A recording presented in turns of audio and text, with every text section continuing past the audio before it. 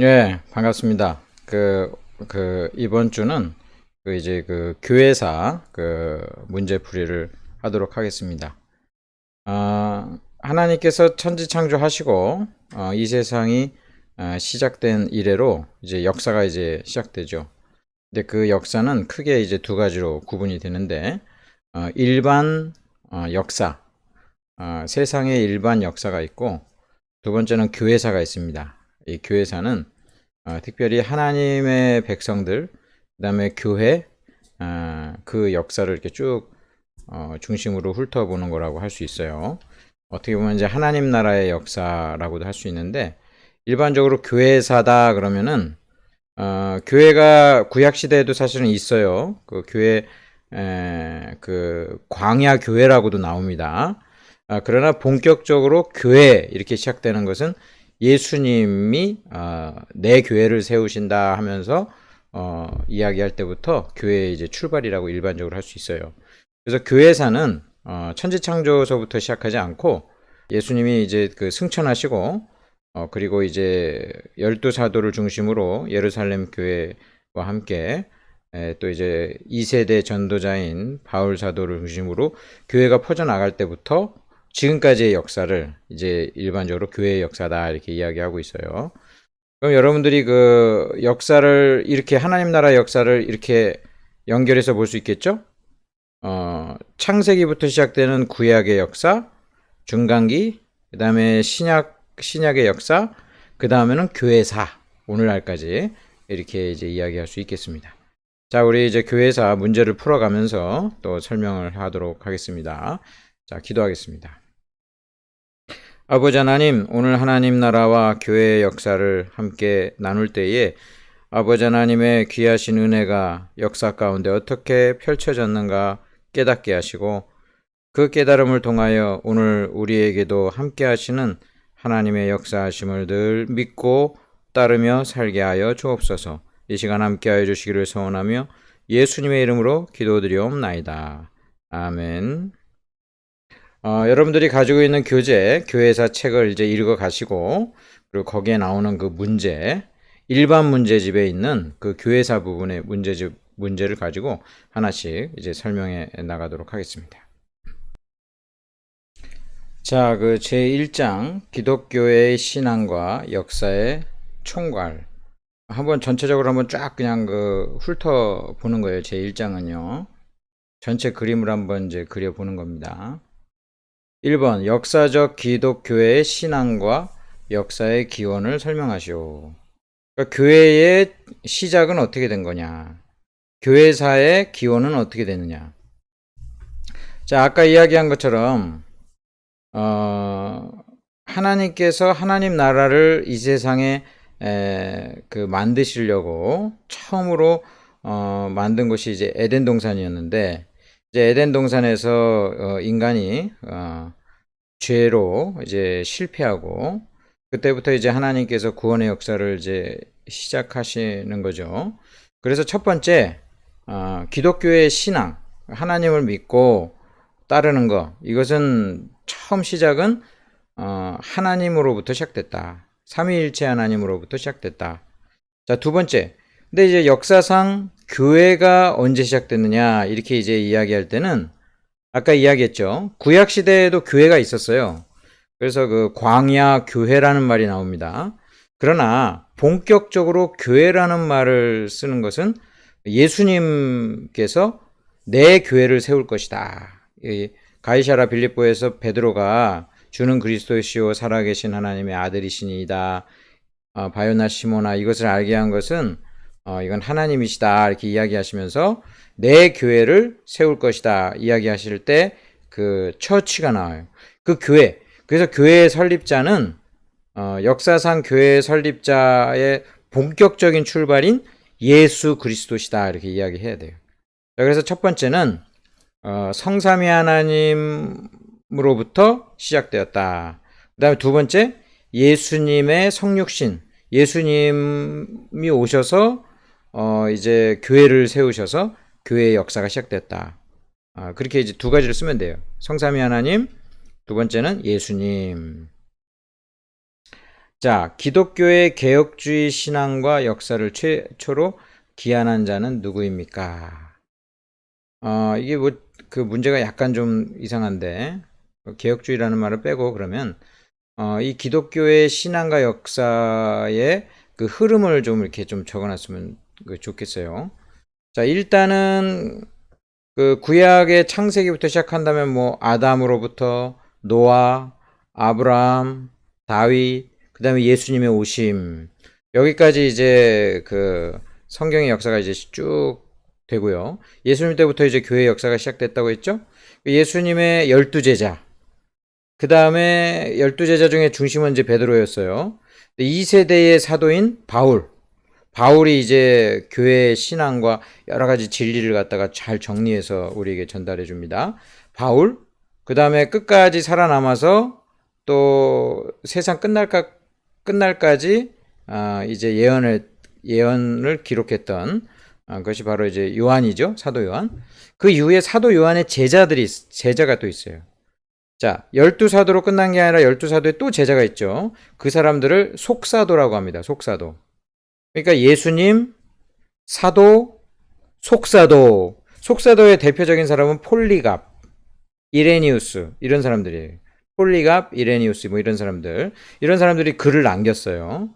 자, 이런 사람들 이후에 포괄적으로 모든 이 신앙을 집대성한 사람이 나오는데 그 사람이 어거스틴입니다. 어거스틴. 우리가 잘 얘기했던 어거스틴. 그 다음에 그러니까 성경의 제일 위대한 교리를 전달해 준 인물하면 바울이라고 볼 수 있고요. 그 이후에 5세기 정도에 와가지고 기독교의 신학을 거의 그 종합 정리한 사람이 어거스틴이다 이렇게 생각하면 돼요. 어거스틴. 예.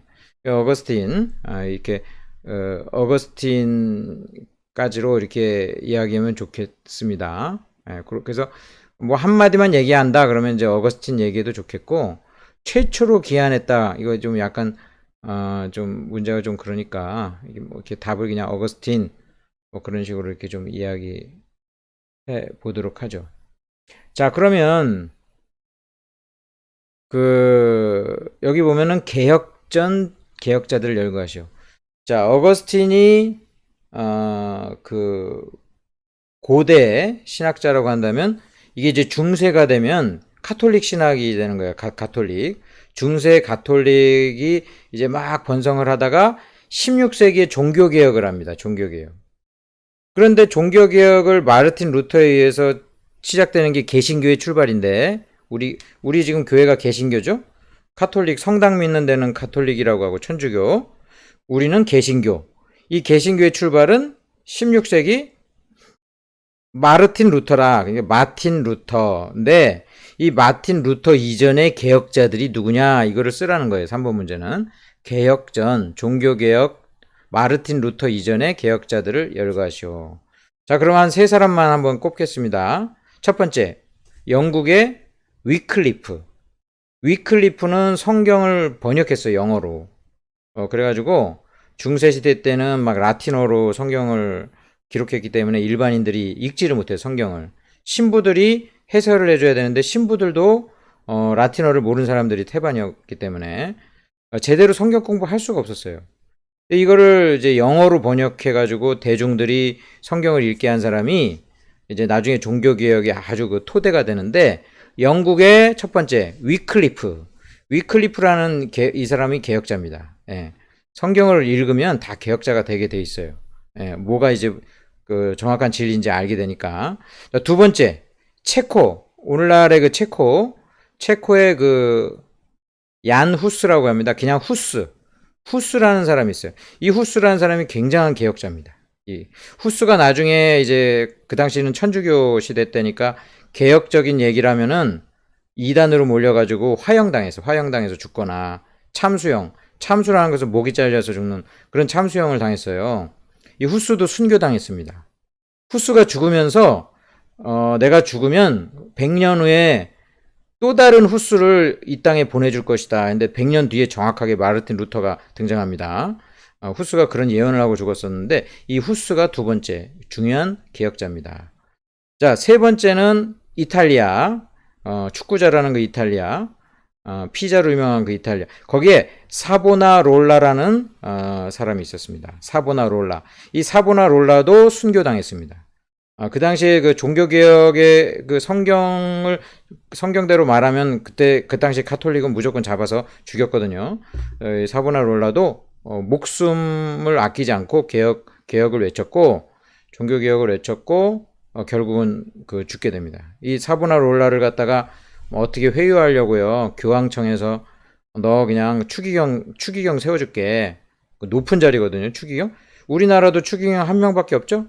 추기경 세워줄게. 이랬을 때 아유 추기경의 그 붉은 모자보다 나는 순교의 그 붉은 그 주님을 위해서 붉은 피를 흘리는 게 낫다고 사보나롤라는 그렇게 하면서 순교했습니다.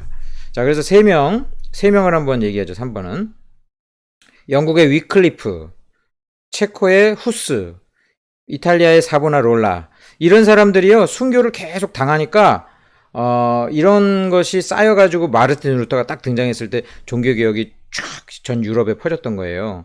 마르틴 루터 이전에는 그럼, 이렇게, 하나님 안 믿는 사람이 없었냐? 아니에요. 많이 있었다는 것을 우리가 알 수 있겠죠?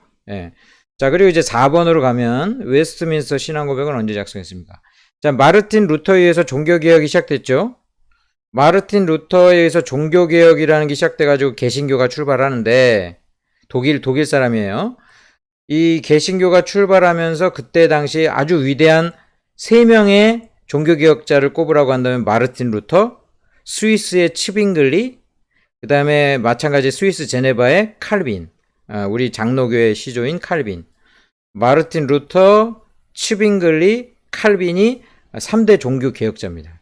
그래서 이렇게 종교개혁을 하기 시작하니까 전 유럽이 점점 이제 종교개혁이 되면서 개신교가 유럽의 반을 차지할 정도로 넓어졌어요. 자, 이 유럽이 이러고 있는 동안 저기 섬나라 영국에서도 종교개혁이 일어났어요. 그래서 거기서 종교개혁이 일어나서 거기서 이 우리 장로교 신앙을 갖게 된 사람들을 청교도라고 합니다. 청교도. 그러니까 영국의 청교도. 영국의 그 청교도들이 모여가지고 아주 중요한 교리서를 만드는데, 교리서, 이렇게 뭐 무엇이 옳다라는 거를 이렇게 만드는 교리서. 그게 바로 그 영국에 가면 지금도 있는 웨스트민스터 애비, 사원이라고 해요, 지금은. 웨스트민스터 사원. 그 당시에는 웨스트민스터 예배당이었어요. 교회였어요. 웨스트민스터 사원에서 모여가지고 교리를 만드는 것이 바로 웨스트민스터 신앙고백, 웨스트민스터 소요리 문답, 웨스트민스터 대요리 문답. 중요한 이 세 가지를 그때 작성했어요. 여러분들은 아마 주로 얘기를 들은 게, 설교 때도 들은 게 웨스트민스터 소요리 문답 1번. 예? 인생의 제일 되는 목적은 무엇입니까? 하나님을 영화롭게 하며 영원토록 그를 즐거워하는 것입니다. 이게 다 성경의 근거를 가지고 교리를 만드는 거거든요. 요게 웨스트민스터 신앙고백 그때 만든 거예요. 그때. 그래서 1644년, 답은 1643년 영국 웨스트민스터 대성당 사원, 거기 예배당에서 소집된 신학자들이 작성해서 오늘날 우리 장로교회 되게 중요한 교리서입니다. 이게 웨스트민스터 신앙고백서, 웨스트민스터 소요리 문답, 웨스트민스터 대요리 문답, 이 세 가지인데 여러분들은 주로 소요리 문답은 많이 들어봤죠? 예. 그렇게 이제 4번은 끝났습니다. 자, 5번. 자, 아까 종교개혁자 세 명이 누구라고 했어요? 마르틴 루터, 츠빙글리, 칼빈. 그 중에서 제일 중요한 게 칼빈이에요. 루터는 루터파가 되고, 츠빙글리는 스위스 개혁파가 되고, 칼빈은 이제 칼빈을 따르는 사람들을 보고 칼빈주의라고 그래요. 칼빈주의. 칼빈의 사상을 따른다. 칼빈주의. 칼빈주의의 제일 중요한 것 중에 하나, 예를 들면 예정론. 하나님이 그 선택한 자들을 구원하신다. 이런 것이 강조돼요. 우리 각 장로교인들은. 그런 것을 강조한 칼빈을 따르는 사상을 칼빈주의라고 그러는데, 그 칼빈주의의 제일 유명한 신학자 이름만 한번 우리가 들어봅시다. 첫 번째가 미국 사람인데 워필드라는 사람이 있어요. 굉장히 뛰어난 신학자입니다. 이 워필드가 사실은 이제 되게 사랑하는 여자랑 결혼은 하자마자 그 여자가 사실은 그 불구의 몸이 돼요. 장애를 갖게 되는데 그것도 신혼여행 때 평생 부인을 돌보면서 목회도 하고 위대한 신학을 했어요. 이 워필드. 두 번째는 네덜란드 화란 사람인데 아브라함 카이퍼라는 사람입니다. 카이퍼. 이 카이퍼가 굉장한 신학을 발전시키는데 이 카이퍼가 나중에는 그 신학교 총장도 되고 그 다음에 네덜란드의 대통령이 됩니다. 그 네덜란드의 수상인데 그 나라는 그때 당시에는 그 대통령이 없었어요. 수상이 대통령이었거든. 그러니까 이 사람이 나중에는 대통령까지 되는 거예요. 이 이제 굉장한 신학자거든요. 제가 개인적으로도 굉장히 좋아해요. 아브라함 카이퍼. 굉장히 위대한 신학서들을 많이 썼습니다. 그런데 나중에 대통령까지 됐으니 참 대단한 사람이죠. 자, 세 번째 사람은 같은 네덜란드 사람인 바빙크입니다. 바빙크. 헤르만 바빙크인데 이 바빙크도 굉장한 신학을 이제 잘 정리해 줘 가지고 이 워필드 카이퍼 바빙크에 의해서 오늘날 우리가 믿는 장로교 신학이 거의 완성되었다. 이렇게 이제 보면 되겠습니다. 자, 워필드는 미국 사람이죠. 그러니까 영국 미국 쪽이 하나의 그 중요한 장로교의 중심지가 되었고, 그 다음에 화란, 네덜란드, 카이퍼랑 바빙크가 네덜란드 사람이라 했죠? 이 화란이 네덜란드가 굉장한 장로교의 본산지가 됐어요. 그래서 지금 장로교 출신의 그 목회자들이 유학을 간다. 그러면 영국으로 가거나 아니면 영국이 4개의 나라로 이제 구성되어 있잖아요. 그 중에 그 스코틀랜드가 이제 완전히 우리랑 똑같은 신앙을 갖고 있어요. 영국의 그 스코틀랜드가 위쪽에. 그래서 스코틀랜드로 유학을 가거나 네덜란드로 유학 갑니다. 네덜란드. 화란이라고 그래요. 우리는 화란, 네덜란드로 유학 가. 거기가 이제 칼빈주의의 그 중심지. 칼빈주의는 우리 장로교의 신학이다. 그렇게 생각합니다. 우리는 칼빈을 따라요. 칼빈을 신학의 스승으로 여긴다. 존 칼빈, 프랑스 사람이면서 스위스에서 활동했던 개혁자입니다. 기독교 강요 썼던 사람. 자, 여기까지 일단은 좀 하고, 일단은 이제 하나하나 넘어가도록 하겠습니다. 자, 2장, 초대 기독교의 신앙과 역사. 한번 우리가 개괄을 했는데, 자, 개괄을 하고 나서 이제 2장서부터는 초대 기독교의 신앙으로 다시 되돌아가서 다시 한번 하나하나 좀 살펴보고, 그리고 이제 아까는 거기 3대 칼빈주의자라고 끝났는데, 그게 어떻게 한국으로 들어왔는지는 좀 나중에 이제 이야기하도록 하겠습니다. 자, 초대 기독교의 신앙과 역사. 초대 기독교의 역사는 언제부터 언제까지입니까? 자, 우리가 설교 시간에 예를 들면 초대교회를 본받자. 그때 초대교회는 언제예요?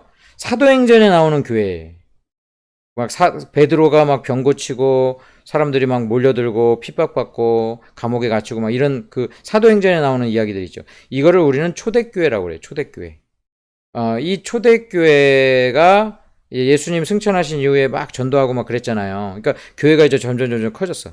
점점 커지면서 맨 마지막에 이제 대부분 사도들이 다 순교당하는데 맨 마지막에 이제 끝이 사도 요한이에요. 요한이 제일 마지막까지 살아남아서 요한계시록까지 쓰고 이제 하늘나라 가셨는데 그래서 우리가 예수님이 오셨을 때부터 사도 요한이 요한계시록을 기록할 때까지 그때가 약 100년 기간입니다. 100년.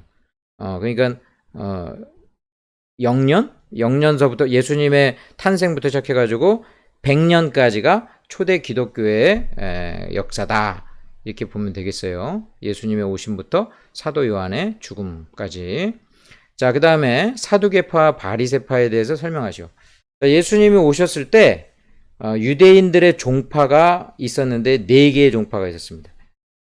사두개파, 바리새파, 에세네파, 열심당원 이렇게 4개가 있었는데 성경에 다 나와요. 그게 아마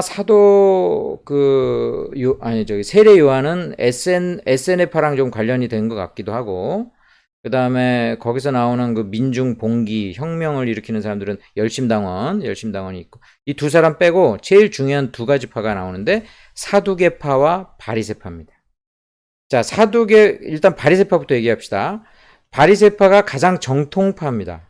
그래서 하나님의 그 율법을 준수하고, 그 다음에 성경에 나오는 부활, 기적, 그 다음에 죽고 나서 영원히 그 인생이 이렇게 부활 이후에도 내세가 있다. 이런 걸 정통적으로 다 믿어요. 바리새파가.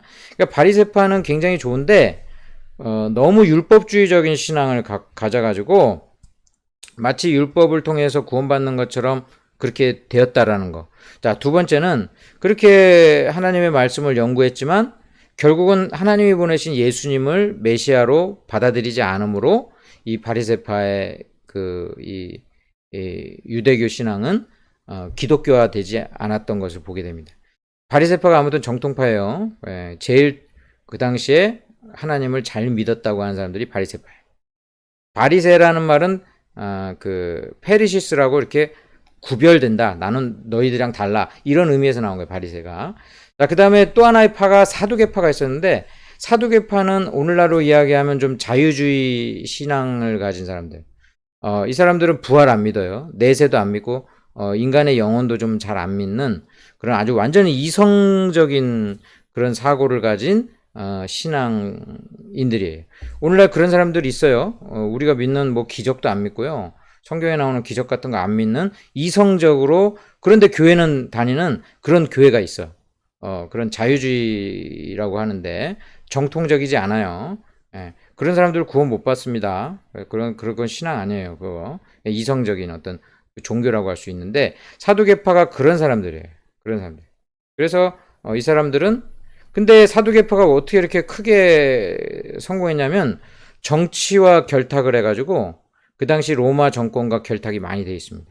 그래가지고 사두개파는 정치력을 갖고 있었기 때문에 유대 그 당시 사회에서 굉장히 중요한 그 힘을 쓰는 그 파였어요. 예수님을 반대하는 의미에서는 둘이 친했어요. 사두개파랑 바리새파랑 맨날 싸우다가 예수님을 잡아서 죽여야 된다 이런 데에서는 두 파가 같이 연합을 해가지고 예수님을 죽였던 것을 보게 됩니다. 사두개파 입장에서 볼 때는 예수님은 정치적인 폭동을 일으킬 수 있는 그런 원흉이고, 바리새파의 입장에서 볼 때 예수님은 신성모독을 하는 거예요. 자기가 하나님이래. 그러니까 바리새파 사람들은 받아들이질 않고 그렇게 했어요. 이렇게 이런 파들이 있어서 결국 유대인들은 예수님을 배척했다. 그러니까 예수님이 새롭게 이제 이방인들에게 구원을 이제 나눠 주셔가지고 저와 여러분도 그래서 구원받게 되는 거죠. 자, 3번. 예수 그리스도의 사적을 간단히 서술하시오. 이거 간단히 서술하기 너무 힘든데. 자, 이거를 뭘로 서술하면 되냐면 사도신경으로 서술하면 됩니다. 거기서 예수님에 대한 이야기. 예. 그 예수님에 대한 이야기.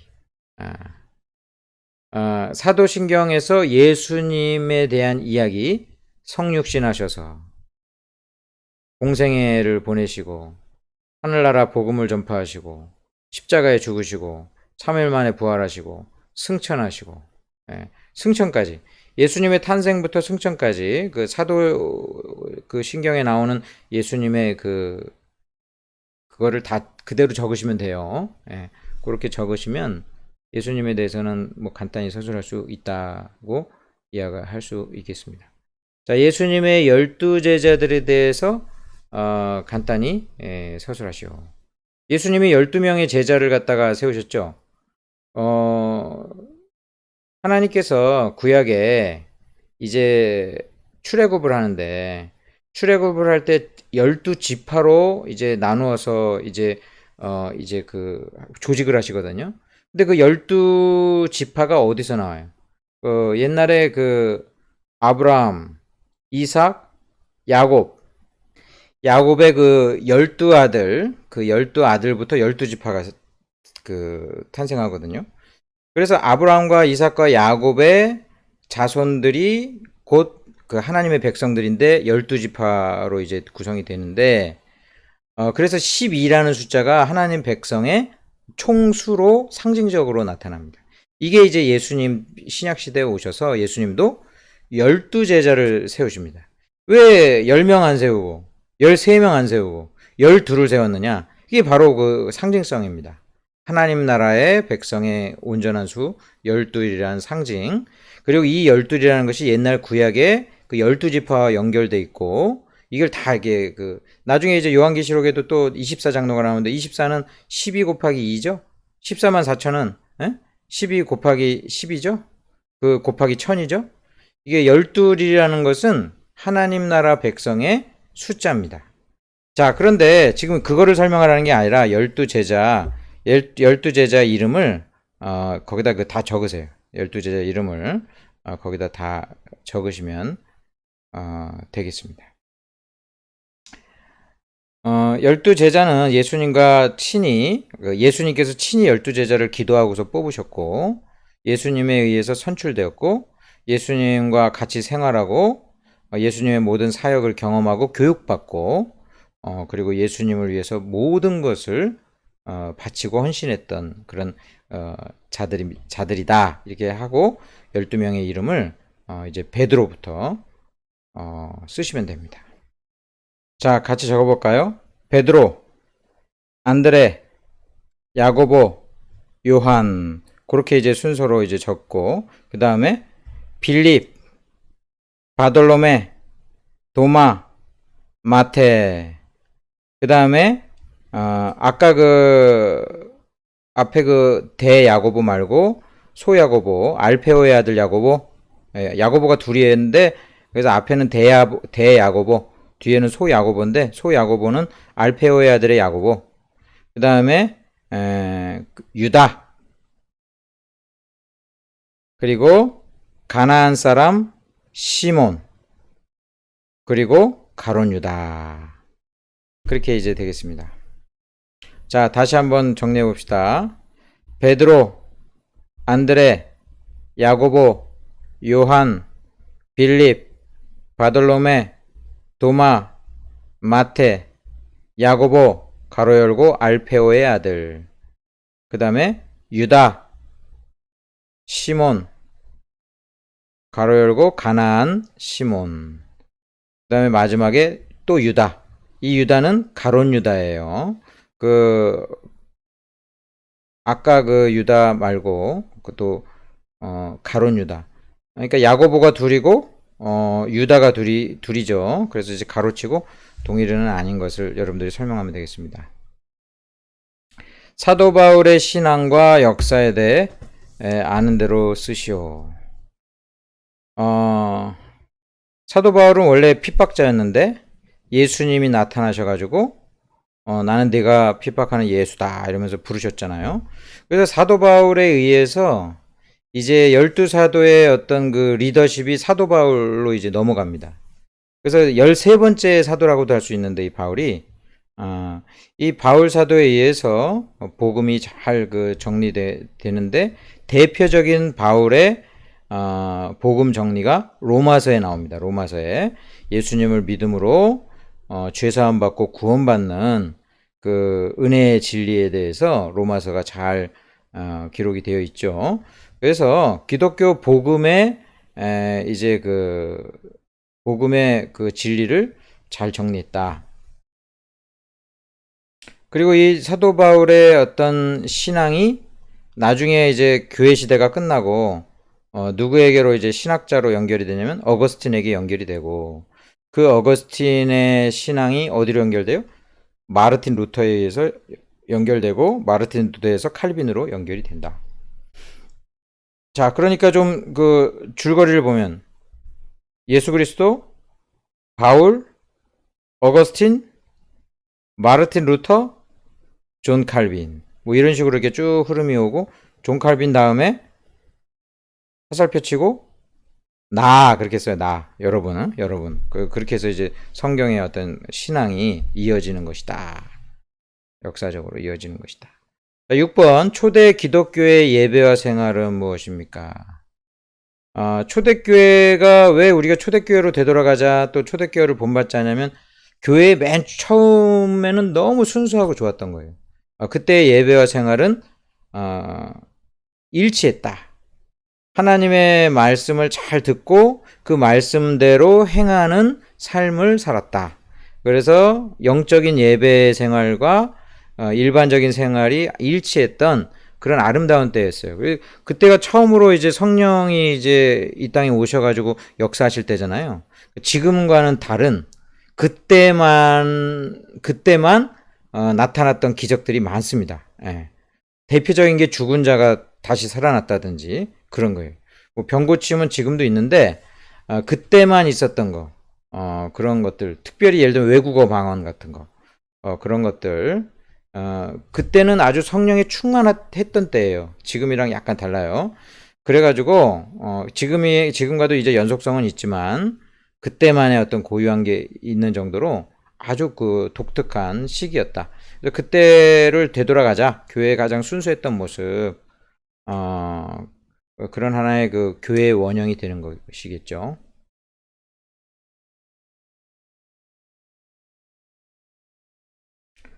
잠깐 쉬겠습니다.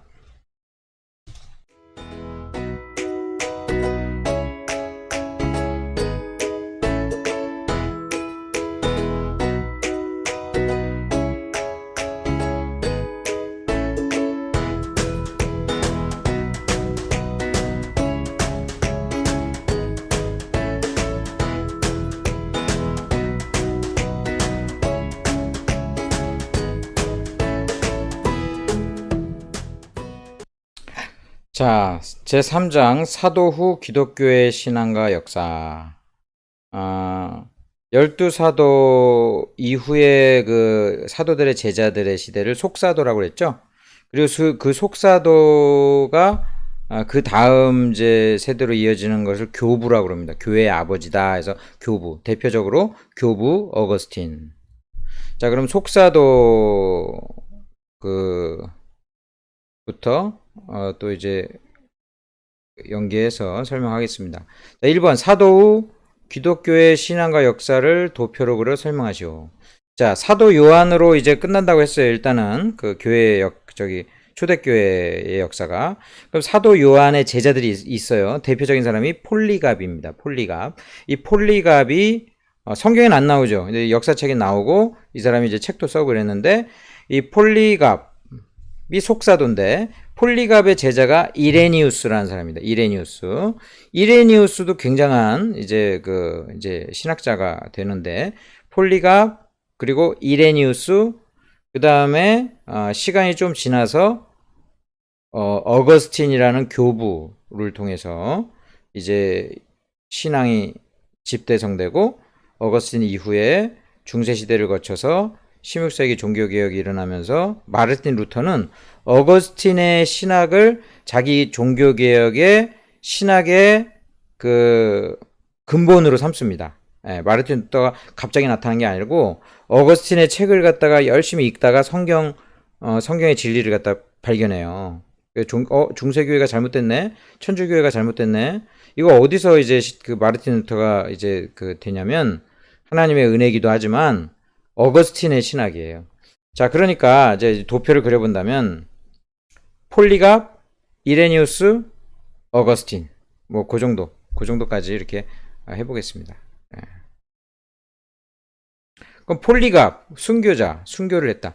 폴리갑의 신앙과 순교에 대해서 쓰시오. 폴리갑은 그 당시에 굉장히 뛰어난 지도자였어요. 그 사도들의 제자였으니까 얼마나 또 사람들이 이제 따랐겠어요. 폴리갑이 이제 기독교의 중심자가 되니까 폴리갑에게 이제 로마 제국에 이제 핍박할 때 그렇게 얘기했죠. 너 예수님을 부인해라. 부인만 하면 살려주고 예수님에 대해서 욕만 하면 너 아주 그냥 성공하게 해주겠다.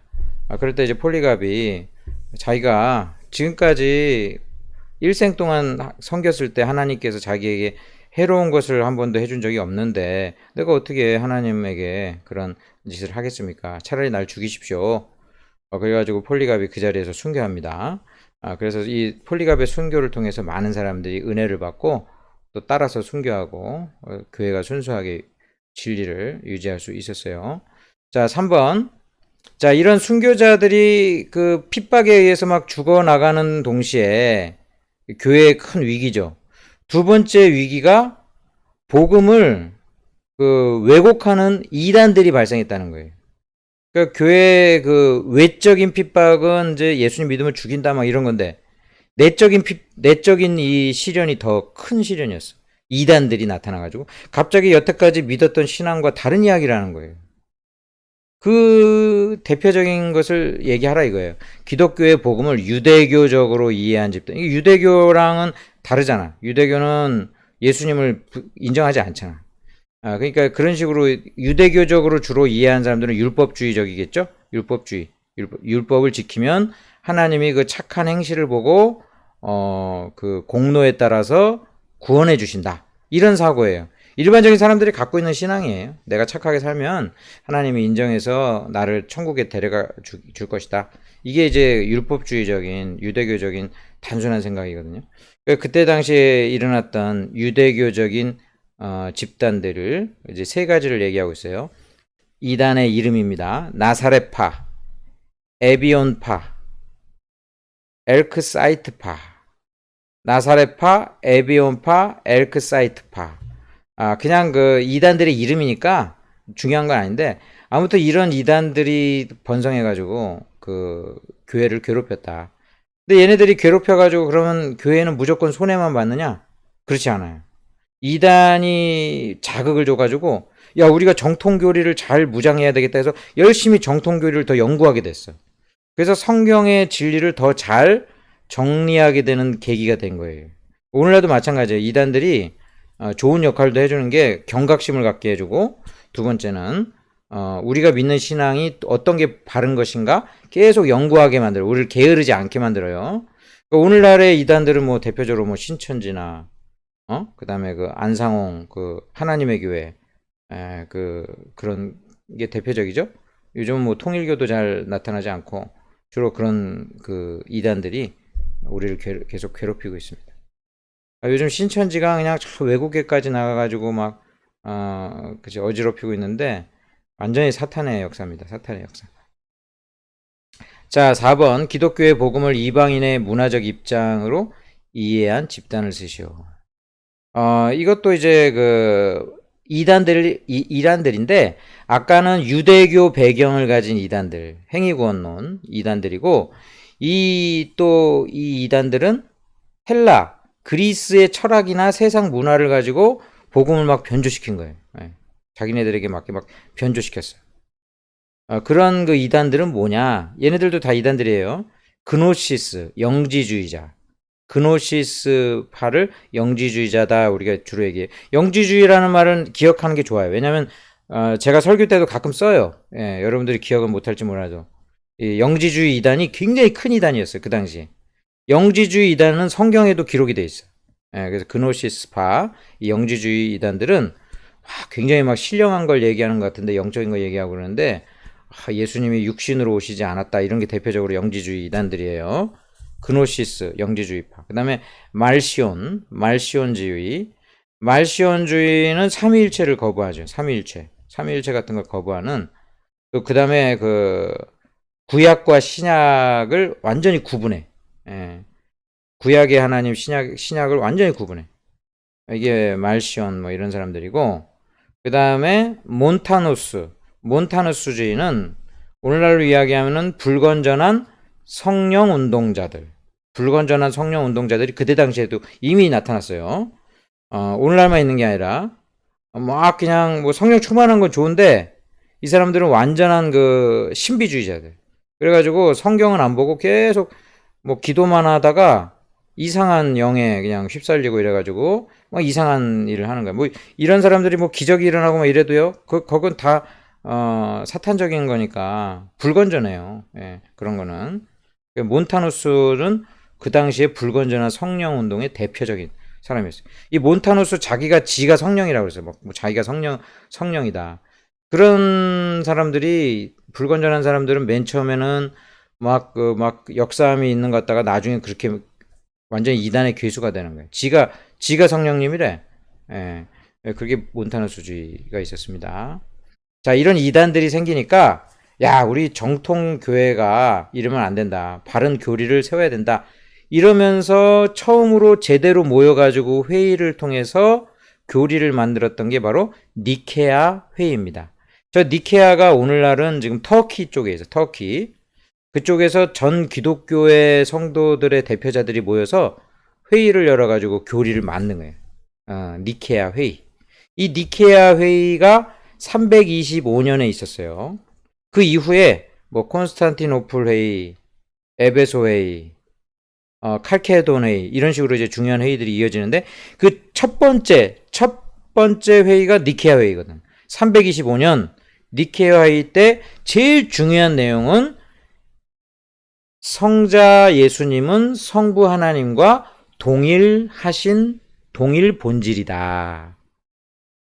급이 성자 예수님이 성부 하나님보다 이렇게 미치고 이게 아니고 성자 예수님이 성부 하나님과 동일 본질이다. 삼위일체 교리의 가장 핵심인 이것이 선언됩니다. 이게 선언돼야지 삼위일체 교리가 이제 완성이 되고 제대로 된 성경의 진리를 이야기하는 것이거든요. 그러니까 예수님은 인간인 동시에 완전한 신이다. 근데 그 신성에 있어서 성부 하나님과 동일하신 본질이다. 동일 본질이 아니라고 주장했던 이단들은 뭐라 그래요? 예수님은 급이 다르다. 예? 동일 본질이 아니라 유사 본질이다. 이렇게 했어요. 이때 당시 때 이 유사 본질을 얘기한 사람들이 아리우스주의자들인데, 아리우스를 따르는 이단들인데, 오늘날 여호와의 증인 같은 사람들이에요. 예. 여호와의 증인들은 왜 옛날 아리우스파랑 똑같은 얘기를 하는 거예요. 예수님이 하나님보다 급이 낮아요. 예. 그렇게 이제 주장을 합니다. 삼위일체가 부정되죠? 대표적인 이단이. 이단은 삼위일체를 부정한다 그러면 이단이에요. 제일 중요한 교리가 삼위일체 교리예요. 기독교에서 제일 중요한 교리. 근데 그 삼위일체 교리의 제일 핵심은 예수님은 신이시고 인간이시다. 이거예요. 예.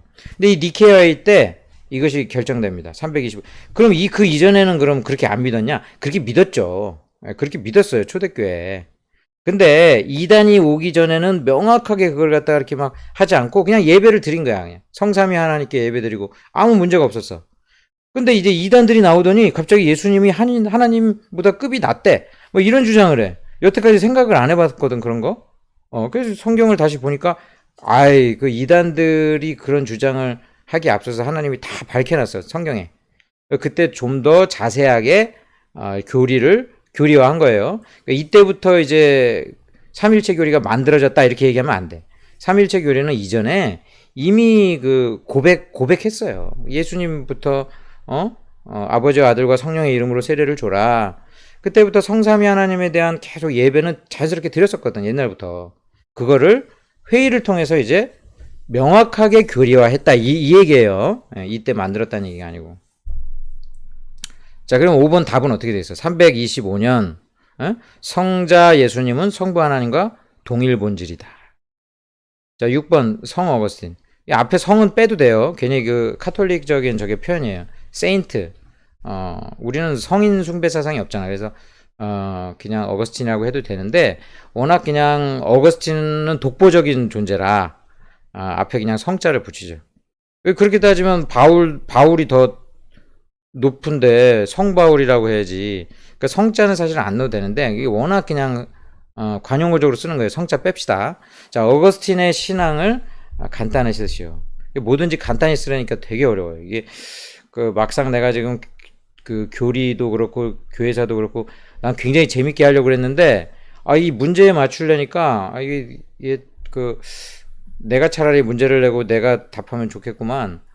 그런 답답함이 좀 있어요. 그래서 쉬운 설명도 이상하게 어렵게 되고 그러는데, 자, 어거스틴의 그 신앙 중에 제일 중요한 거는 구원은 하나님의 은혜로 받는다. 그러한 은총 사상입니다. 구원은 하나님의 그 은혜로 구원받는다. 그러면 당연한 얘기지. 근데 그거 반대 주장은 행위구원론이야. 인간의 선한 행위로 하나님께 인정받아서 구원받는다. 그 당시에 펠라기우스라는 그 이단이 펠라기아니즘을 갖다가 만들면서 행위구원론을 갖다가 굉장히 퍼뜨렸거든요. 인간이 선한 행위를 하면 하나님이 인정해서 그걸 구원해 주신다. 이 행위구원론은 유대교 때부터 계속 이어지는 가장 종교의 기본이야. 근데 성경은 이 종교의 가장 기본인 것을 반대로 제시해요. 복음은 하나님 은혜로 구원받는다. 야, 인간이 어떻게 구원받을 정도로 선한 사람이 어디 있어? 하나님이 보실 때 다 죄인이야. 그러니까 결국 구원은 하나님만 바라봐야 되는데, 그러니까 인간에게 오지 않으니까 하나님이 예수님 보내주셨어. 예수님 통해서 그래서 속죄함을 입고 믿음으로 구원받고, 선행은 믿은 이후에 열매로 나타나는 것이지 구원의 조건은 아니다. 자, 정리하면 하나님의 은혜로 구원받고 구원받는 사람은 선행을 한다. 선행을 해서 구원을 받고 이게 아니고, 그래서 어거스틴의 가장 중요한 사상은 은총 사상입니다. 근데 어거스틴의 그 신앙의 제일 중요한 게 이건데, 나머지도 어거스틴이 얼마나 책을 많이 썼는지 몰라. 책을 정말 수백 권을 썼어요. 어거스틴의 대표적인 책이 신국론, 하나님의 왕국이라는 신국론. 이거 여러분들이 아마 평생 읽기 힘들 거예요. 두꺼운 책인데. 근데 여러분들이 읽을 수 있는 책이 하나 있어요. 고백록. 어거스틴의 고백록. 이게 어거스틴의 참회록이라고도 냈는데, 어거스틴의 고백록은 여러분들이 읽으셔야 되는 책이에요. 읽기에 좋아요. 왜? 어거스틴이 자기가 청년 시절에 어떤 죄를 범했고 어떻게 하나님 믿게 되고 그런 거 써놨어. 사실 심오한 책이긴 하지만 그래도 여러분들이 읽을 수 있는 거야. 자서전이야. 어거스틴의 자서전적 고백. 어거스틴의 고백록은 여러분들이 사서 꼭 읽어보시기 바랍니다. 그다음에 세 번째가 아까 얘기했던 은총론, 그런 책들이 있고, 그 외에도 수백 권들의 책이 있다. 평생 어거스틴만 연구해도 평생 연구해도 뭐 답이 안 나올 정도로 방대해요. 제가 칼빈 보다도 어거스틴을 좋아합니다. 어거스틴은 정말 어거스틴은 카톨릭 사람들도 좋아하고요. 우리 개신교 사람들도 좋아합니다. 그때는 카톨릭 개신교가 이렇게 나뉘어지지 않을 때거든. 옛날 어거스틴 5세기 때는. 그러니까 이제 어거스틴은 카톨릭이든 개신교든 심지어 정교회이든 모든 크리스토교의 그 교부예요. 어거스틴은 우리의 교부다. 카톨릭 사람 마냥 우리의 교부다. 어거스틴 좋은 분이에요. 어거스틴 제가 자주 인용할 겁니다. 그러다가 이제 시간이 흐르면서 점점 이제 교회가 변질됩니다. 이 교회가 변질돼 가지고 굉장히 유럽이 전체가 다 기독교화 되는 거는 좋았는데, 이게 정치랑 결탁하고 로마 제국의 어떤 정치 제도가 들어오고, 그다음에 이제 행위구원론이 막 들어오고 이러면서 중세가 이제 한마디로 굉장히 비판거리가 되는 그런 시대가 이제 됩니다. 그래서 중세는 보통 이제 초대 교황인 그레고리 1세가 이제 초대 교황 그레고리 1세 때부터 마르틴 루터가 종교개혁 일으켰던 16세기, 구체적으로는 1517년까지 1000년 동안의 역사다, 그렇게 보면 돼. 중세 1000년 그렇게 생각하면 돼. 그러니까 1세기부터 5세기 정도까지는 고대, 그 다음에 5세기부터 한 15세기, 16세기 때부터까지는 중세, 16세기부터 종교개혁 시대, 그리고 종교개혁 시대가 16세기, 17세기 이렇게 이어지다가 18세기에서부터 근대, 그 다음에 20세기부터 현대, 뭐 이런 식으로 이제 역사가 나뉘어요. 중세는 1000년, 제일 오래되죠? 기독교 왕국이야. 그리고 유럽이 거의 다 기독교화 됐어요. 카톨릭으로.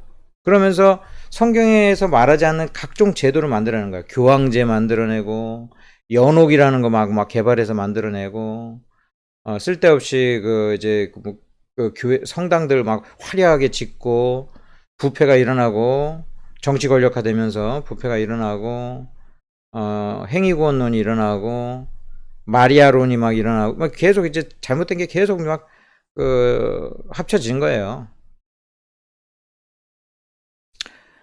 자, 그래서 로마 카톨릭은 언제 발생했으며 그들의 출발점은 무엇입니까? 자, 우리가 왜 가톨릭 천주교를 앞에 로마자를 붙이냐, 왜? 왜냐하면 이 가톨릭이 이 체계를 세울 때 로마의 그 법제도 같은 거를 대거의 가져옵니다. 로마의 법적인 제도를 가져오고 로마의 사고, 신화적인 요소들을 가져와요. 그래가지고 그 가톨릭이 그 아주 체계화되는데 그래 그때 가톨릭 그래서 로만 카톨릭, 로마교라고도 얘기해. 옛날에는 교회라고도 얘기하는데 그래서 로만 카톨릭, 카톨릭 또 로마교 다 동일한 그런 말이에요. 또 우리 한글로는 그냥 천주교, 이제 그 천주교의 예배당을 우리 성당이라고 그러고 천주교인들은 자기네들을 기독교라고도 얘기합니다. 그래서 기독교라는 말이 꼭 개신교를 얘기하는 거 아니에요. 그래서 우리 자신만을 얘기할 때는 개신교 이렇게 얘기해요. 근데 주로 개신교인들이 주로 기독교인 하니까 기독교라는 게 개신교화 돼버렸어요. 이 명칭이. 근데 기독교 하면은 보통은 그리스도교, 그리스도교, 카톨릭과 개신교 다 포괄하는 거예요. 정교회까지 다 포괄하는 거예요.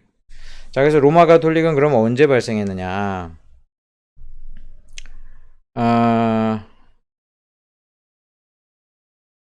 로마의 그런 그 감독, 레오 1세가 기독교의 이제 그 중심 세력으로, 이제 그 등장하면서, 이제, 로마를 중심으로, 로마가 이제 전 모든 교회의 중심이 되는 거예요. 중심이. 로마에 있는 그 바티칸 교황청이, 그때부터 세력을 갖는 거예요. 원래 그 교회의 발생지는 예루살렘이죠. 그러니까 저기 원래서는 소아시아, 아시아가 사실 중심이 돼야 되는데 이게 유럽으로 넘어가고 복음이 유럽에서도 로마가 중심이 되는 거예요. 로마 제국의 그 황제가 이제 기독교인이 되잖아요. 313년에 콘스탄틴 황제가 로마의 황제인데 이 사람이 이제 그 그 로마에서 늘 박해하던 기독교를 이제 그 공인하고 그 좀 있다가 국교가 되거든요. 로마에. 그러면서 이제 로마가 중심이 되는 거예요. 기독교의 중심. 그렇게 되면서 로마에는 교황청이 제일 힘을 갖게 되면서 얻게 된 것이 바로 이 로마 카톨릭이다. 로마. 지금도 바티칸이 저기 그 로마에 있죠? 이탈리아 로마? 거기가 중심지인 거예요. 지금도 제일 힘을 가져요. 예. 바티칸은 엄밀하게 볼 때 이탈리아는 아니야. 이탈리아 안에 있는 치외 법권 지역이에요. 거기는 이탈리아 나라에서도 어떻게 건드리지 못해요. 전 세계 가톨릭의 중심되는 성지야, 성지. 바티칸은요. 거기가 이제 로마에 있으니까 로마 카톨릭이 됐어요. 자, 그래서 그 로마 카톨릭은 그 교황과 로마를 중심으로 출발했다. 그리고 근본적인 신앙관이 좀 행위권론적인 그런 그 출발점을 완벽한 행위권론은 아니고 반 정도의 행위권론이 있어요. 예, 완벽한 행위권론은 아니에요. 그들도 예수님 믿어야 된다고 이야기하고 그런데 선행이 분명한 그 사람이 의인되는 것을 증명해주는 칭의가 착할수록 더 많이 칭의가 돼. 우리는 칭의가 되느냐 마느냐 이게 둘 중에 하나인데 예수 믿느냐 안 믿느냐 이게 둘 중에 하나인데 그들은 예수님 믿고 어떤 사람은 더 칭이 되고 덜 칭이 되고 이래요. 예. 그러니까 대부분 사람들이 죽으면 천국에 바로 못 가고 덜 칭이 돼가지고 대부분 연옥에 가게 되고 거기서 정화시키고 이런 행위권론적인 사고를 갖고 있어요. 예. 그게 대표적인 로마 카톨릭의 근본적인 사상입니다. 자, 중세 때 어떤 한 이단을 넘어서 하나의 종교가 설립되는데 그것이 바로 이슬람교입니다. 이 이슬람교는 모하멧이 자기가 하나님의 마지막 선지자라고 주장하면서 시작되는데 이 모하멧의 이야기를 보면 사실 거의 모하멧은 그 마귀를 아마 만난 것 같아. 지가 하나님 만났다고 얘기하는데 하나님이 아니라 마귀를 거의 만난 정도로 저렇게 큰 종교가 되는 것은 거의 마귀의 역사인데 이 모하멧이 이제 자기가 계시를 받죠. 일종의 계시를 받고 기존에 이제 그 구약 성경을 인정을 합니다. 어느 정도 인정을 하는 것 같으면서 예수님도 선지자고, 지도 선지자고, 모하메 자기도 선지자고. 근데 자기가 최후 선지자야. 예수님 이후에 최후 선지자니까 맨 마지막에 최종적인 선지자가 더 크죠? 예수님보다 모하멧이 더 큰 선지자인 거예요. 그러니까 모하멧이 지가 선지자여가지고 이제 그 이슬람 종교를 만듭니다. 그러면서 코란을 계시로 받습니다. 그러니까 구약 성경은 참고서고 코란이라고 하는 자기네들이 만든 경전이 중심이 되는데, 자, 모하멧의 그 코란의 제일 첫 번째 문장이 어떻게 돼요? 오직 신은 알라신밖에 없다. 예, 알라신 유일신. 삼위일체가 아니죠? 예수님 인정 안 하니까. 예수님 인정 안 하면 성령님도 인정 안 하게 되면서 삼위일체론이 완전히 깨져요. 그러니까 하나님만 남죠? 성부 하나님? 그러니까 이 알라신만 신이고 모하멧만 유일한 선지자다. 이렇게 이제 코란이 나가요. 그래가지고 이 알라신, 오직 그 한 명의 신, 그 유일신인 알라신과 유일한 선지자 모하멧에게 준 코란이라고 하는 계시를 받아가지고 이제 그 이슬람 종교를 만들었는데, 이슬람이라는 뜻이 이제 뭐 복종, 순종 이런 거죠. 근데 이 이슬람교가 막 진짜 엄청나게 확산됩니다. 엄청나게 그 충격을 받아요. 유럽이 다 기독교화 됐었는데 갑자기 이슬람교가 막 들어오기 시작하더니 막 동방 쪽은 완전히 이슬람교가 휩쓸기 시작하더니 이게 유럽까지도 들어와. 그래가지고 이제 그 이슬람교랑 이제 그 기독교회랑 이제 막 전쟁하죠. 이 대표적인 전쟁 중에 하나가 십자군 전쟁이에요. 이 모하멧의 성지도 예루살렘이야. 그러니까 예루살렘의 그런 것을 그 지네들 성지다. 이슬람교는 지네들 성지다. 기독교회는 우리가 성지다.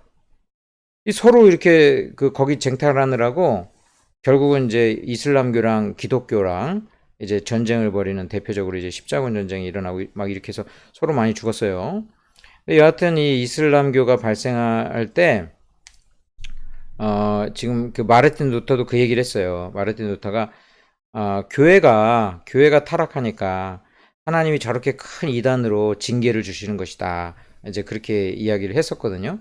이슬람교가 지금 전 세계에서 얼마나 해악을 줍니까? 이슬람교가 이슬람교 자체는 평화의 종교다라고 얘기하는데 그렇지 않습니다. 여러분 코란을 읽어보세요. 저 코란 가지고 있거든. 저도 코란을 가지고 있어요. 코란을 제가 받아왔어요. 저는 저기 불교도 연구해야 되고 이래야 되는 사람이니까 코란도 이제 읽어보고 그러는데, 물론 비판적으로 읽어보죠. 근데 거기 보면은 결코 그 평화의 종교가 아니에요. 평화의 종교가 아니에요. 그러니까 이슬람교 그 교리 자체가 안 믿는 자들은 완전히 이방인으로 여겨서 죽여도 되고, 그 다음에 이 전쟁이라든지 살인이라든지 이런 게 다 정당화돼. 그 다음에 이슬람교의 제일 그 비극은 뭡니까? 여성 비하예요, 여성 비하. 여성을 아예 그냥 거의 인간 존중을 안 해줘.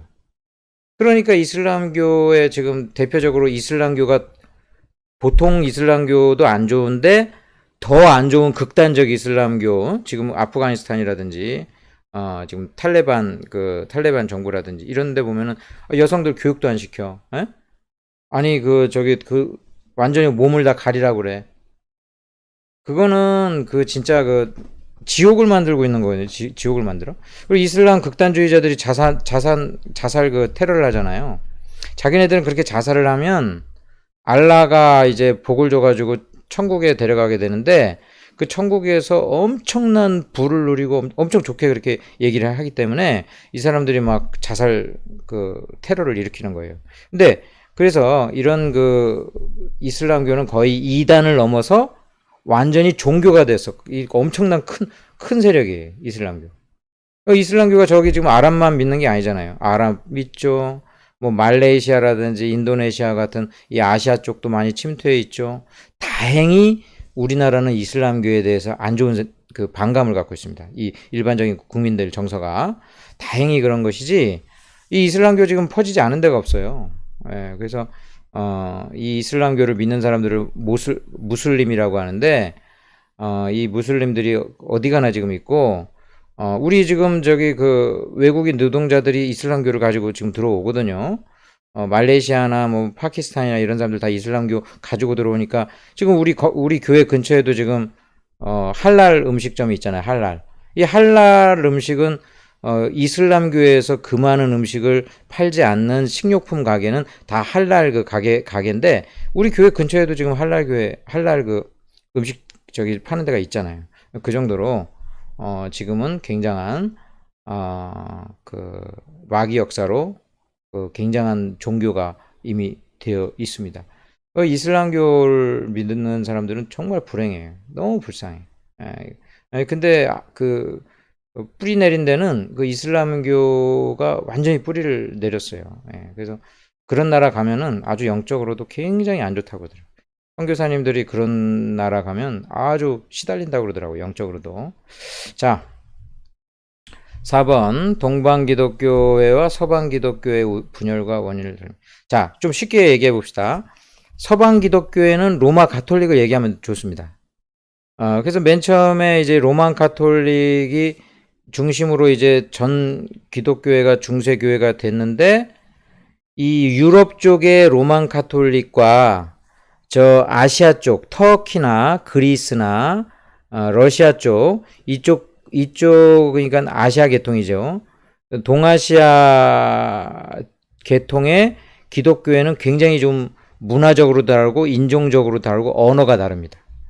그래서 저기 그 서방교회 로마 카톨릭 사람들은 라틴어를 아주 잘 쓰고 이 저기 동방의 이제 그 터키나 이쪽은 그리스어 헬라어를 갖다 주로 이제 썼단 말이에요. 언어적으로도 달라, 인종적으로 달라, 문화적으로 달라. 이러다가 점점 분열이 됩니다. 나중에 로마 교회가 자기네들이 최고라 그러니까 이쪽 이제 그 터키 이스탄불 콘스탄티노플 이쪽은 너희가 무슨 우위를 가져? 다 교회는 다 동등하지.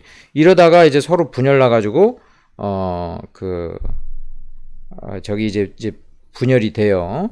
이제 분열이 되면서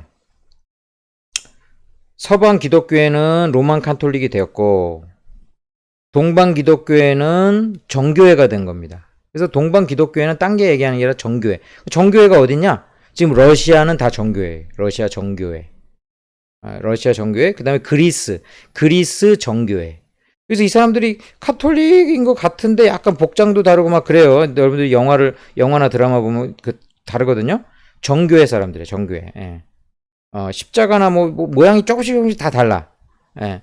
이쪽이 다 정교회. 그리스 정교회, 대표적인 게 러시아 정교회. 러시아 톨스토이라든지 도스토예프스키 이런 사람들 다 크리스찬들인데 러시아 정교회 사람들입니다. 예.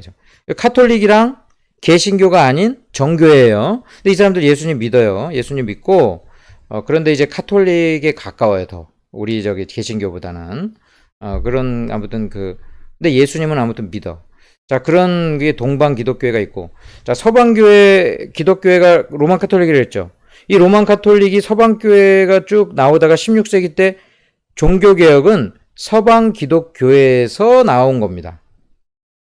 그러니까 16세기 그 종교 개혁이 우리 개신교잖아요. 마르틴 루터는 여러분들이 아셔야 돼요. 여러분들 지금 그 교회 다니잖아요. 개신교회 다니는 거거든. 성당 다니지 않잖아요. 교회를 다니는 거지, 여기. 이게 기독교회, 개신교회인데, 이 개신교회의 그 시작은 16세기 마르틴 루터의 종교개혁에 의한 거거든요. 그럼 종교개혁이 어디서 일어났어? 독일, 로만 카톨릭의 신부였던 마르틴 루터가 개신교인이 된 거잖아요. 그러니까 우리는 서방 기독교의 전통에서 개혁된 거예요. 예. 자, 이제 정리해 봅시다.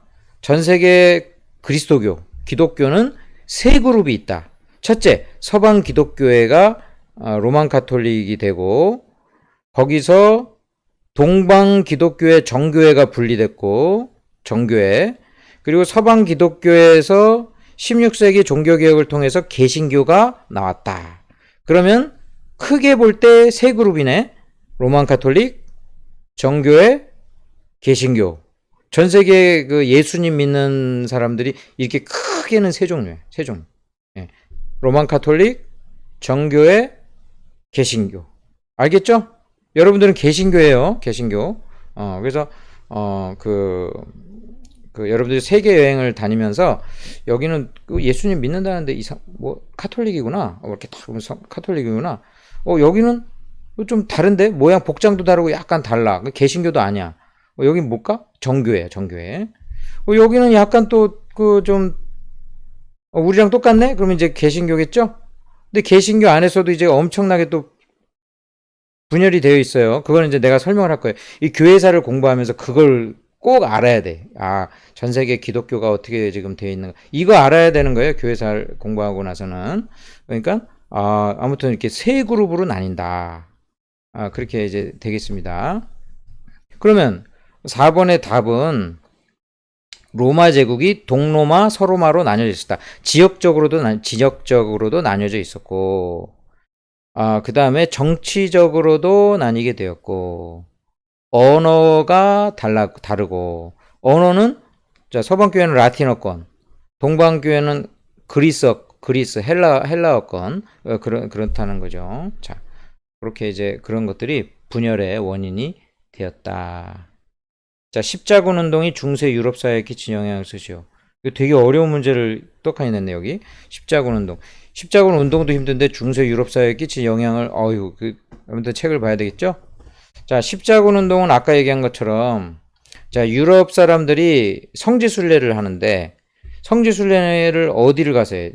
저기 이스라엘 예루살렘으로 가서 해야 되잖아요. 거기에 예수님 태어나신 곳이고, 승천하신 곳이고, 12제자들 부른 교회가 있고, 거기 다 있는 거잖아요.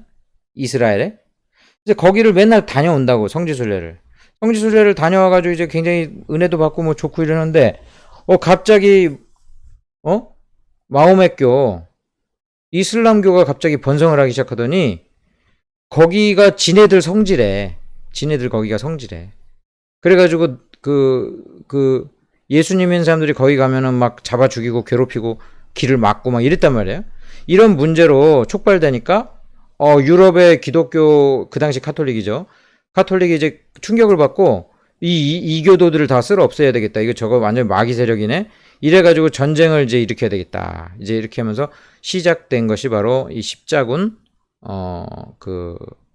운동입니다. 이게 약 7차까지인가 이루어졌는데 이 십자군 운동 때문에 엄청 사람들이 많이 죽었습니다. 엄청 많이 사람 죽었어요. 그래가지고 쓸데없는 그런 일에 전쟁을 하는 가장 기독교인들이 기독교인답지 않게 했던 죄악 중에 하나다.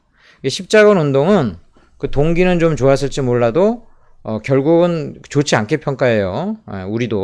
우리 입장에서 볼 때도 십자군 운동은 잘못된 것이었다. 누가 성지가 대단히 중요한 것도 아니고 그리고 전쟁 통해서 사람들에게 십자군으로 가면은 바로 천국 간다. 막 이런 거 막 교리를 만들어냈어요. 나중에는 십자군 거기 전쟁만 참여해도 천국 간다. 잘못된 성경에 나오지도 않는 쓸데없는 행위군을 갖다가 막 판을 치게 하고 이걸 통해서 정치의 어떤 돌파구로 삼은 거예요. 이 정치인들이 무서운 게 이게 국가가 안정이 안 되고 정치가 좀 안 되면 전쟁을 일으킨다고. 전쟁 일으키면 정신 없어가지고 그 전쟁에 몰두하느라고 막 사람들 죽어나가도 자기네들은 괜찮거든. 옛날에 우리나라 북풍이랑 똑같아요. 우리 정치 좀 힘들면 북한에 야, 미사일 좀 쏴줘 이러면 미사일 쏘면은 다시 방공으로 똘똘 뭉치게 되고 옛날부터 그런 정치인들은 다 그런 일을 했기 때문에 이 전쟁으로 얼마나 많이 사람들이 죽어나갔는지 몰라요. 자, 그래가지고 근데 이런 것을 통해서 유럽 사회에 끼친 영향. 첫 번째, 유럽 각 국민들이 단결을 촉진했다. 우리는 유럽은 다 크리스찬들이다 이러면서 하나가 되는 어떤 단결 효과. 이거 나쁘지 않을 수도 있죠. 기독교회가 하나의 목적 아래 단합되고 통일되고 이슬람교를 어느 정도 막았다. 그거는 또 같은 크리스찬 입장에서는 또 나쁘진 않아요. 솔직히 카톨릭이 낫잖아, 차라리. 이슬람보단 낫잖아. 예. 그런 거니까, 그런 건, 그렇게 됐고, 그 다음에 봉건제도가 무너졌다. 봉건제도가 무너지고, 전쟁하고 이러니까, 이제는 옛날에는 그 정치 권력 중심이라고 한다면, 이제는 상공업, 중산사회가 일어났다. 이거는 이제 돈 많은 사람들이 이제 힘을 쓰는 시대로 점점 변화가 되는 그런 이제 그 기회가 됐다. 그래서 그 어떤 것이든 뭐 좋은 게 있으면 나쁜 것도 있고 나쁜 게 있으면 좋은 것도 있는 그런 것이라고 볼 수 있겠죠. 자, 그 다음에 6번 프란시스 수도원 운동. 자, 중세의 기독교회가 다 타락했느냐? 그렇게는 볼 수 없어요. 중세 기독교가 교리적으로 타락돼 있고 또 심지어 윤리적으로도 타락돼 있었어요. 전부가 기독교인이라고 생각해 봐요. 우리가 소수가 기독교인이라도 기독교가 부패하는데 전 세계가 다 기독교야. 그 유럽 전체가 다 기독교고 국가가 다 기독교를 제대로 안 믿으면 저기 정치인이 안 돼. 전체가 다 기독교인이면 엄청 부패가 됩니다. 교회가.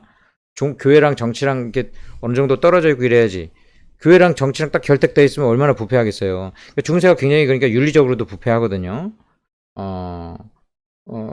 그 종교가 권력화되고. 자, 그런데 이런 거에 신물이 나고 이런 거에 신물 나고 난 정말 하나님만 잘 순수하게 믿겠다라는 운동들이 곳곳에서 일어나는 것이 수도원 운동입니다. 수도원. 우리가 이 종교가 너무 지금 세속화돼 가지고 세속 정치랑 결탁돼 있으니까 난 이제 하나님만 잘 믿을래. 오늘날로 치면 기도원에 가가지고 정말 예배만 드리고 뭐 이런 식의 운동이 수도원 운동이에요. 수도원 운동이 그래서 맨 처음에는 굉장히 좋았어요. 그리고 훌륭한 신앙인들은 수도사들의 중에 많았어. 수도원에. 그러니까 수도원은 긍정적이죠. 굉장히 순수한 그 맥을 유지하지 신앙에. 근데 이 수도원도 이제 나중에 타락합니다. 수도원도 이제 타락하게 된 동기 중에 하나가 수도원들이 너무 이제 재산이 많아져. 엄청나게 이게 항상요. 그 교회가 재정이 없으면 재정이 없는 대로 힘들고 재정이 또 많으면 많은 대로 또 그 부패할 수 있어요. 그래가지고 교회가 그 당시 수도원이 너무 이제 부유하게 되고 막 이러면서 이제 막 부패하기 시작하는 거예요. 수도원이.